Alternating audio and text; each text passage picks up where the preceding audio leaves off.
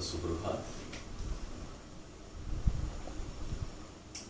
आज का दिन यहोवा ने बनाया और हम इसमें आनंदित हैं। जब हम आनंदित हैं तो क्यों करना उसके वचन को पढ़ें, समझें, मनन करें और उससे ग्रहण करें, उस पर चलने की चेष्टा करें।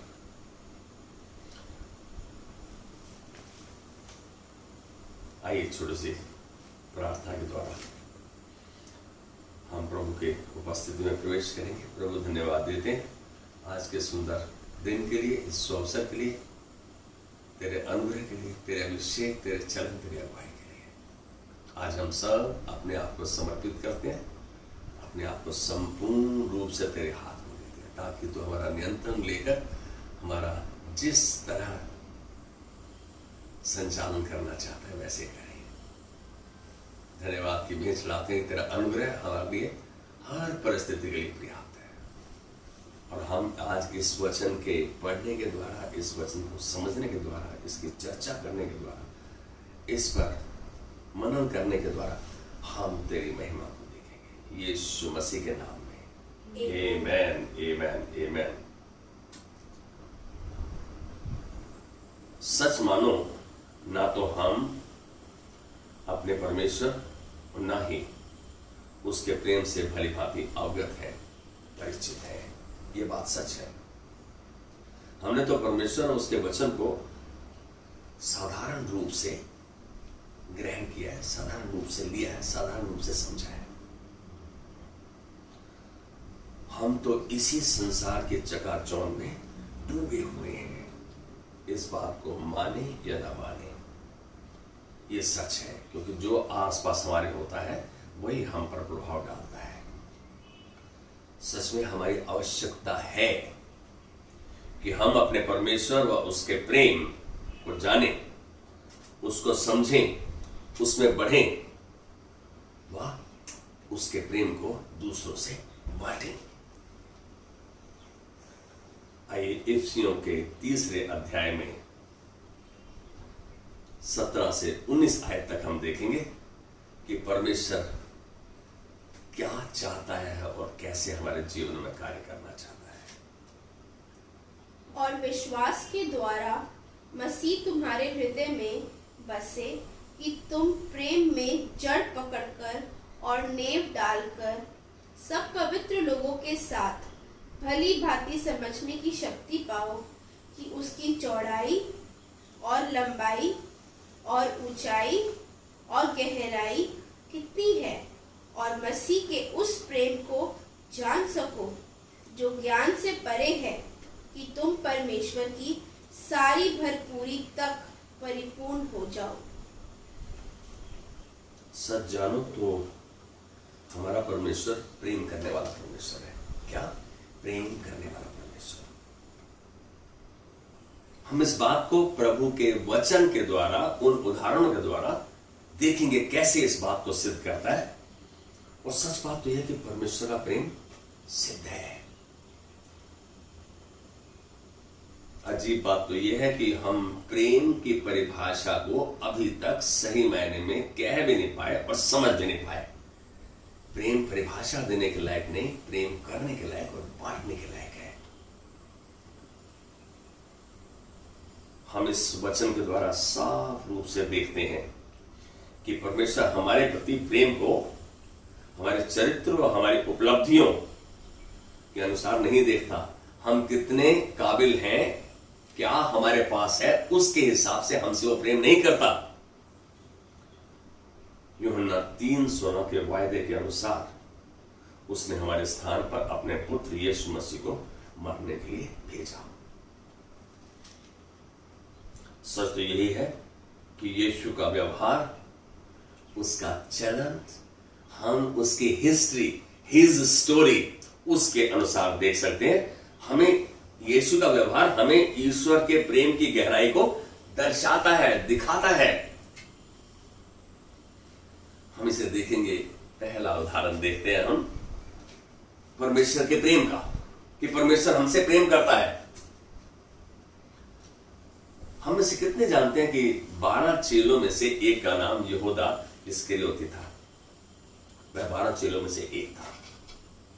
इस चेले ने यीशु मसीह के साथ 3 वर्ष निकटता से उनके साथ कार्य किया, परमेश्वर के साथ बहुत नजदीकी में होकर कार्य किया। हालांकि यीशु जानता था कि यहूदा क्या करेगा। यीशु मसीह को इस बात का बोध था, वो जानता था। फिर भी यीशु ने कभी भी उसे अस्वीकार नहीं किया, उसे रिजेक्ट नहीं किया, उसको ऐसा महसूस नहीं कराया कहीं भी। प्रेम में धोखा खाने वाले ने धोखेबाज को क्षमा कर दिया। ये है परमेश्वर का प्रेम। प्रेम में धोखा खाने वाले ने धोखेबाज को क्षमा कर दिया। हम एक और उदाहरण देखते हैं।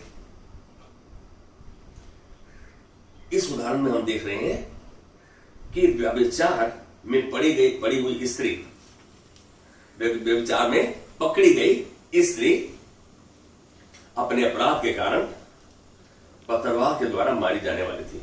उस पर पत्थर मारे जाने थे। उस समय का चलन ऐसा था कि जो भी व्यभिचार में पकड़ी जाएगी उसे पथरवाह करके मार दिया जाएगा। धर्म गुरुओं ने भी उसकी निंदा की, उसके विरोध में कहा। लेकिन अजीब बात यहां देखते हैं कि यीशु ने उसकी रक्षा के लिए कदम उठाया। क्या किया? कदम उठाया। यह दर्शाता है परमेश्वर का प्रेम। ऐसी परिस्थिति में जहां की वहां के नियम ऐसा बतलाते हैं कि उसको पथरवाह करके मार देना चाहिए, यीशु ने उसकी रक्षा के लिए कदम बढ़ाया। फिर प्रेम में उसने उसे फिर कभी पाप ना करने की आज्ञा दी। ये कहा कि अब पाप नहीं करना, जा, मैं भी तुझे माफ करता हूं। क्योंकि जो लोग उसे घेरे हुए थे, जो लोग उसको मारना चाहते थे, यीशु ने उनसे एक प्रश्न पूछा। पहला पत्थर वो मारे जिसने कभी पाप न किया हो। एक एक करके सब चले गए। अब इस औरत को डर लगने लगा कि ये मुझे जरूर दंड देगा। लेकिन यीशु मसीह ने जो प्रेम उसके अंदर है, हम उसको जानने की आवश्यकता है, उसने उसे फिर कभी पाप ना करने के लिए आज्ञा दी। इस बात को यदि हम देखना चाहते हैं तो यूहन्ना 8:11 में ये बात की पुष्टि करता है ये वचन। और हम एक और उदाहरण देखें। हम आज परमेश्वर के प्रेम के देख रहे हैं कि परमेश्वर प्रेम करने वाला परमेश्वर है। यदि हम पतरस पर विचार करें, किस पर? पतरस पर। मैं यीशु से प्रेम करता था, हमेशा उसके साथ रहता था, उसके निकट रहता था। कमजोरी के समय में, जिस समय विपदा आन पड़ी, जिस समय परेशानी टूट पड़ी, जिस समय ऐसा दिख रहा था कि अब सब कुछ खत्म हो जाएगा, मैं उसको कहूंगा कमजोरी के समय में उसने मसीह को जानने से भी इनकार कर दिया। ये वो चेला था जो उसके बहुत नजदीक रहता था, उसके हृदय की धड़कन को जानता था, उसने उसे जानने से भी इनकार कर दिया। जबकि यीशु को पहले से पता था, यीशु को पहले से पता था कि उसका चेला ऐसा करेगा। और इस बात की घोषणा उसने की थी कि तू तो 3 बार मना कर देगा जब मुर्गा बांध देगा कि तू मुझे जानता भी नहीं। फिर भी पतरस के प्रति यीशु का प्रेम डगमगाया नहीं। क्या नहीं हुआ? इतना होने के बावजूद यीशु का प्रेम पतरस के प्रति नहीं डगमगाया। यह एक ऐसी सच्चाई है जब हम देखते हैं कि पुनरुत्थान के बाद यीशु तीसरी बार जब चेलों के सामने उसने अपने आप को प्रकटीकरण किया, अपने आप को दर्शाया, तबेरिस की झील के पास था उस समय। और वहां हम देखते हैं कि पतरस मछली पकड़ने के लिए जाने को तैयार था और उसके साथ थॉमस और नाथेनियल भी उसके साथ हो लिए। उन्होंने सारी रात कोशिश की, मछली नहीं मिली। और यीशु सवेरे सवेरे उनके पास वहां आता है। कोने में समुद्र के किनारे, वहां पर झील किनारे खड़ा होकर उनको देखा तो उनकी शक्लों की ओर देखकर ऐसा महसूस हुआ कि इनको कुछ नहीं मिला, ना ही उनके पास कुछ था। तो उसने बोला, जाल को दाहिनी ओर डालो। हम सब इस बात को जानते हैं कि पतरस एक बहुत तजुर्बेकार मछुआरा था। शायद उसने मन में सोचा, गुरु तेरे को क्या मालूम, अरे यही तो पानी है, इधर डाल या इधर डाल। फिर भी उसने बहस नहीं की और उसके कहने पर जाल डाल दिया। मैं क्यों बता रहा हूं, इसका कुछ कारण है। और देखते देखते उन्होंने देखा कि कितनी मछली उनके पास आ गई जो वो संभाल नहीं पा रहे थे। लेकिन जैसे ही दूसरे चेले ने कहा ये तो गुरु है, पतरस उसी समय कूद कर किनारे आया और क्या देख रहा है कि आग जल रही है, उस पर मछली भून रही है और रोटी तैयार है। यीशु ने उनको अपने साथ मिलाने के लिए, उनको अपने साथ फिर से जोड़ने के लिए कहा आओ नाश्ता तैयार है, पहले खा ले। और ये भी कहा कि तुम्हारे पास जो अभी मछली पकड़ के लाया उसमें से कुछ दो। पतरस यीशु के पास नहीं गया, यीशु पतरस के पास आया। ये है हमारे परमेश्वर के प्रेम करने का असीम एक उदाहरण, एक नमूना हम कह सकते हैं। यहां यीशु मसीह ने पतरस जो दुखी था कि उसने अपने उद्धारकर्ता को, अपने मसीहा को निराश किया, अंदर से जख्मी था क्योंकि उसकी वजह से ऐसा हुआ, यीशु ने उसके पास आकर उसे चंगा किया, उसके साथ बातचीत की। यहां हम देख रहे हैं कि कैसे परमेश्वर ने अपने प्रेम को दर्शाया पतरस के प्रति। मालूम है, यदि हम अभी जो मैंने कहा कि यीशु मसीह ने बोला आओ नाश्ता तैयार है, इसको हम यूहन्ना के 21:12 में देख सकते हैं। कैसे यीशु मसीह ने उनके लिए नाश्ता तैयार किया और उनको दिया। यही नहीं, पुनरुत्थान के बाद जब कलीसिया बनी तो उसमें पतरस को एक प्रमुख स्थान दिया। और सच में पतरस, क्योंकि यीशु को मालूम था पतरस क्या बनेगा, क्या करेगा, यह साबित कर दिया कि परमेश्वर उससे प्यार करता है। आज हम जाने परमेश्वर उस समय प्यार करता था, आज भी हमसे प्यार करता है। यीशु आज जीवित है। हम एक और उदाहरण देखेंगे जक्कई का, जो एक लालची कर वसूलने वाला व्यक्ति था, अफसर था, जिसने हमेशा अपने साथी नागरिकों को लाभ उठाया, उनको लूटा। मालूम है, यहां पर हम जक्कई के केस को देख रहे हैं। जक्कई के हृदय में इच्छा हुई, लेकिन यीशु जक्कई के पास आया। यीशु ने जक्कई के पास जिस गूलर के पेड़ पर चढ़ा हुआ था पूछा, कहा जक्कई नीचे आ, आज मुझको तेरे घर आना अवश्य है। जो एक श्रापित मनुष्य था, जैसे यीशु उसके घर में आया, इसका चरित्र ही बदल गया। बोला प्रभु, जैसे उसके घर में पैर रख रहा है कि प्रभु अपनी आधी संपत्ति में कंगालों को देता हूं, जिनसे मैंने नाजायज लिया उनको 4 गुना लौटाता हूं। श्राप से आशीष के दायरे में आ गया। ये था परमेश्वर का प्रेम। अरे क्या परमेश्वर तो हमसे प्रेम करता है, क्या हम उसका प्रत्युत्तर देते हैं? क्या हम उससे प्रेम करते हैं? क्या हम उसका कहा मानते हैं? क्या हम उसके कहे पे चलते हैं? हम तो वही करते हैं, अभी भी कर रहे हैं जो हमारा मन कहता है, जो हम सहूलत और समझौते के अनुसार कर रहे हैं। परमेश्वर की इच्छा और आशा यही कि वो हमसे प्रेम करता है, तो हमसे भी यही चाहता है कि हम भी एक दूसरे से प्रेम करें। इसी द्वारा दर्शाए जाएंगे कि हम उससे प्रेम करते हैं और हम उसके चेले हैं। हम दूसरा एक और देख रहे हैं, सामरी स्त्री जो टूटे हुए रिश्तों के बाद एक अनैतिक जीवन जी रही थी। हम आज के बारे में कहें तो एक ऐसा जीवन जिसको कोई भी पसंद नहीं करेगा, जिसको देखकर किसी को भी अच्छा नहीं लगेगा। यीशु मसीह भी इस औरत के पास, इस सामरी स्त्री के पास आया। कैसे उसका उद्धार हुआ और उस स्त्री को प्रभु ने इस्तेमाल करते हुए कैसे सामरिया के शहर का उद्धार किया। हम देख रहे हैं कि हमारा परमेश्वर प्रेम करने वाला परमेश्वर है। यहां देखो, यीशु इन दोनों के पास जाने और क्षमा करने वाले प्रेम के उन पर प्रकट करने से रोक नहीं पाया। अपने आप को यीशु रोक नहीं पाया इस प्रेम को उन पर प्रकट करने के लिए। हमारा व्यवहार कैसा है? क्या जो हमें सताते हैं, जो हमारे विरोध में, हम उनके साथ प्रेम करते हैं? क्या हम उनकी जरूरत के समय में उनके साथ खड़े होते हैं? परमेश्वर यही चाहता है। उन्होंने पाप किया, लेकिन परमेश्वर ने उनके प्रति प्रेम को दर्शाया। इन दोनों को देखने, जक्कई को जो कि दुनिया की नजर में एक बेकार आदमी था, और इधर सामने स्त्री जिसके 4 या 5 पति थे और अभी भी जिसके साथ रह रही थी वो भी उसका पति नहीं था, फिर भी यीशु मसीह उसके पास आया, उससे बातचीत की, उसका उद्धार किया।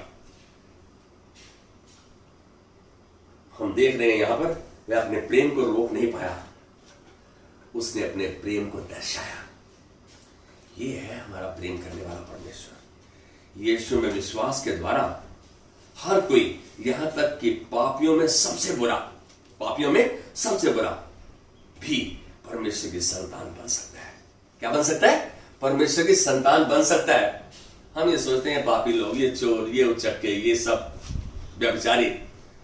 आज एक बात बोलूंगा कि हमने अभी जो उदाहरण देखे कैसे थे, यदि प्रभु ने उन पर उनका किया तो हम किसी श्रेणी से बाहर नहीं, हम परमेश्वर की संतान बन सकते हैं, कितने बुरे भी क्यों ना हो। इसका प्रावधान परमेश्वर ने हमारे लिए बनाया और साफ लिखा यूहन्ना के पहले अध्याय में और 12वीं आयत में, जितनों ने उसे ग्रहण किया उसने उन्हें परमेश्वर की संतान होने का अधिकार दिया।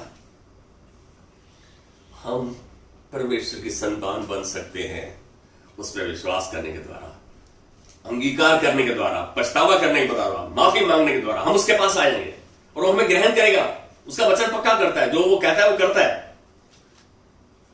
यह उदाहरण साफ दर्शाता है कि हमारा परमेश्वर प्रेम करने वाला परमेश्वर है और हमारे परमेश्वर का प्रेम सिद्ध है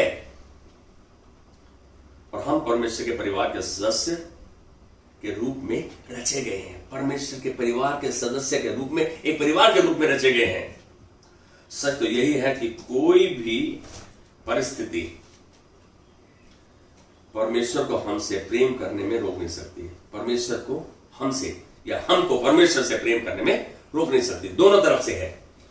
यदि हम खुले मन के हैं और परमेश्वर के पास जैसे हैं वैसे ही आ जाते हैं, वो तो हमसे प्रेम करता है। हम यदि ऐसे आते हैं तो हम भी ये दर्शाते हैं हम प्रभु से प्रेम करते हैं। इसीलिए मैं प्रभु के पास आ रहा हूं कि वो मेरा उद्धार करेगा, वो मुझे माफ करेगा, वो मेरे को छुटकारा देगा। सच मानो तो नया नियम इसका उदाहरण है और इन बातों की पुष्टि करता है। हम रोमी सूबेदार को देख लें जिसने यीशु मसीह से अपने सेवक को चंगा करने के लिए विनती की। क्या की? उसने विनती की कि मेरा सेवक बीमार है, प्रभु चल मेरे साथ उसे चंगा कर। यहां हम देखते हैं कि सूबेदार यहूदी नहीं था। सूबेदार यहूदी नहीं था और ना ही चुने हुए वंश का था। क्या यीशु ने इस सिपाही की विनती को अनदेखा किया? नहीं। यहां हम देखते हैं कि यीशु ने उसकी विनती को बिना विलंब किए उसी समय स्वीकार किया। हम इस बात को देखना चाहते हैं तो हम लूका रचित सुसमाचार में 7वें अध्याय में 2 से 10 आयत पढ़े तो हम देखेंगे कि हां, परमेश्वर का प्रेम सिद्ध है।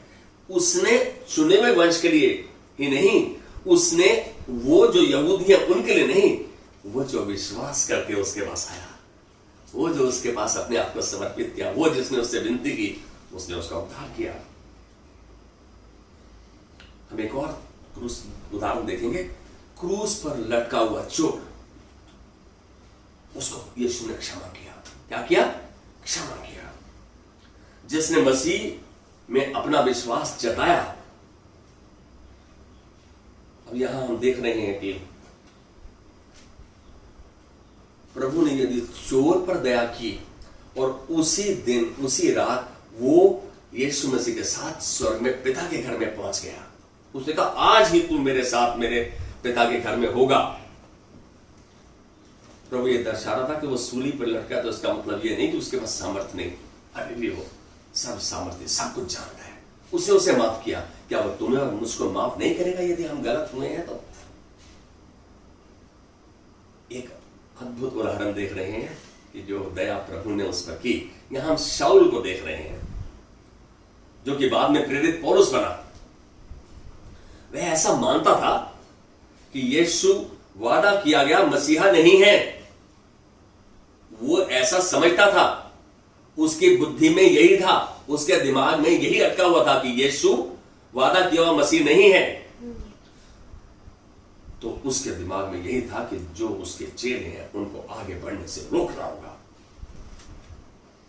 यही पौलुस परिवर्तन से पहले, जब उसका परिवर्तन हुआ उससे पहले ईसाई यहूदियों को सताता था, ईसाई यहूदियों को सताता था और जानलेवा धमकियां देता था। सच में बहुत इंटेलिजेंट था पौलुस, उसकी पहुंच भी ऊंची थी, इसीलिए वो ऐसा कर पाता था। लेकिन परमेश्वर के सिद्ध प्रेम ने ऐसे व्यक्ति को भी नहीं छोड़ा, परमेश्वर के सिद्ध प्रेम ने ऐसे व्यक्ति को भी नहीं छोड़ा। कैन यू से आमेन विद मी? दमिश्क के रास्ते पर, ऑन द रोड टू डैमेस्कस, हम देखते हैं परमेश्वर शाऊल के पास उद्धार के प्रस्ताव के साथ उसके सामने प्रकट हुआ। वहां उसने अपने आप को इस पर दर्शाया। हम देखते हैं कि परिस्थिति कैसी भी हो, परमेश्वर को अपने लिए पकड़ना और उसे इस्तेमाल करना आता है। हम अपनी इच्छा से जब वो दर्शाएगी तो अपने आप उसके पास आ जाएं। लेकिन ये शाऊल जो बाद में प्रेरित पौलुस बन गया, परमेश्वर ने इसे चुना ऑन द रोड टू डैमेस्कस, दमिश्क की रोड पर, सड़क पर। यहां हम देखते हैं कि ये पौलुस जो था वो अंधा हो गया, लेकिन उसको उसी समय परमेश्वर ने बताया कि वहां जा, वो तेरे लिए प्रार्थना करेंगे तो ठीक हो जाएगा, तेरी आंखें ठीक हो जाएंगी। परमेश्वर का चुनने का, इस्तेमाल करने का तौर तरीका अलग है। हमारे ध्यान को अपनी ओर कैसे आकर्षित करना है उसको मालूम है। हमें देखना नहीं चाहते कि क्या प्रभु चाहता है इस परिस्थिति में मुझसे। हम यहां देख रहे हैं कि परमेश्वर ने शाऊल को एक महान कार्य सौंपा। शाऊल जो उसके विरोध में था, उसको एक महान कार्य सौंपा। ये क्या कार्य था? अन्य जातियों को सुसमाचार सुनाना, अन्य जातियों को सुसमाचार सुनाना। हम प्रेरितों के काम 9वें अध्याय में और 15वीं आयत में देखते हैं। ये कारोबार, ये काम परमेश्वर ने प्रेरित पौलुस को दिया और सच में प्रेरित पौलुस उस काम में बहुत सफल हुआ। हम देखते हैं कि वो प्रकाशन जो प्रेरित पौलुस को परमेश्वर ने दिए, शायद बाकी चेलों ने उनको वैसे नहीं मिले, क्योंकि ये उसका प्रेम था। एक बार उसने अपने उद्धारकर्ता को जान लिया तो उसके धुन, उसकी लगन अलग थी। सच तो यही है कि मनुष्य का मन ईश्वरीय प्रेम को नहीं समझ सकता है, नहीं समझ सकता आज भी, क्योंकि हम सीरियस नहीं है, हम गंभीर नहीं है। हम नहीं चेष्टा करें कि मैं अपने परमेश्वर को नजदीकी से जानूंगा, समझूंगा, उसके कहे को जानकर उस पर चलूंगा। लेकिन मसीह ने तो चाहे चोर हो या सताने वाला हो या बाहरी दिखावा करने वाला जन क्यों ना हो, सभी समान रूप से प्रभु प्रेम के पात्र हैं। सभी समान रूप से प्रभु के प्रेम के पात्र हैं। सभी, कोई भी कैसा ना हो। हम अपने आप रिजेक्ट नहीं करें, मैं तो प्रभु के लायक नहीं, मैं ये नहीं कर सकता। अरे पौलुस ने क्या कहा 4:13 में फिलिपियों में? मैं मसीह यीशु के साथ सब कुछ कर सकता हूं जो मुझे सामर्थ देता है। सच बात तो यही है, जब हम सब प्रभु के प्रेम के पात्र हैं और वो सिद्ध प्रेम करने वाला है, वो हमसे प्रेम करता है, तो आज हमारा प्रत्युत्तर क्या है? मालूम है, मत्ती 11:28 में यीशु मसीह ने कहा, एक बार फिर बुलाया, फिर बोला यीशु मसीह। आज भी यीशु मसीह हमें बुलाकर कह रहा है, क्या कह रहा है? यीशु मसीह हमें बुलाकर कह रहा है, हे बोझ के दबे मानो, मेरे पास आओ, मैं तुम्हें विश्राम दूंगा। यह है प्रभु का प्रेम। यदि प्रभु हमसे प्रेम करता तो मेरा प्रत्युत्तर क्या है? God loves me, what is my response? What is my response towards his ability? उसकी काम करने की कार्यकुशलता के आगे मेरा क्या प्रत्युत्तर है? मैं भी अपने आप को उसके हाथ में दूं। वो सब कुछ जानता है, सब कुछ कर सकता है, सामर्थी परमेश्वर है। तो आज परमेश्वर जब ऐसी बुलाहट दे रहा है तो हम इस बात को जाने वो हमसे प्रेम कर रहा है, उसका प्रेम सिद्ध है। प्रभु, आज हम इस बात को जान गए हैं, समझ गए हैं